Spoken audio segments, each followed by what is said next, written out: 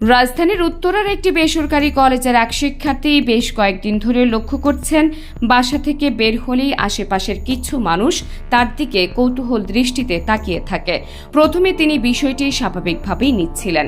এরপর একদিন উত্তরায় রিকশায় যাচ্ছিলেন তিনি। রাস্তায় অপরিচিত এক ব্যক্তি তার নাম ধরে ডাকতে থাকেন, চিৎকার করে বলেন, আমার কাছে রুম ডেটের কথা বলে অগ্রিম টাকা নিয়ে তারপর আমাকে ব্লক করে দিলে। সেই ব্যক্তির কথা শুনে অবাক হন ওই শিক্ষার্থী। ঘটনার কয়েকদিন পর তার পরিচিতরা তাকে ডেটিং অ্যাপ স্ট্যান্টনের একটি আইডির স্ক্রিনশট পাঠায়। সেখানে মাহি নামের একটি অ্যাকাউন্টে ব্যবহার করা হয়েছে তার ছবি। সে ডেটিং অ্যাপসের অ্যাকাউন্ট থেকে রুম ডেট করার নামে বহু মানুষের কাছ থেকে হাতিয়ে নেওয়া হয়েছে লাখ লাখ টাকা। আর এসব কিছু করেছে তারই কাছের এক বান্ধবী, যার নাম সামিয়া। শিক্ষার্থী জানান, সামিয়া এসব অ্যাপসে নিজের ছবি ব্যবহার করে বহু মানুষের কাছ থেকে টাকা নিয়েছে।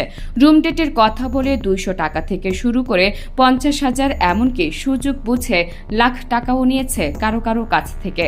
ভুয়া জন্মদিনের কথা বলে নিয়েছে দামি উপহার, এমনকি বাসার জন্য মাছ মাংস সহ বাজারও নিয়েছে।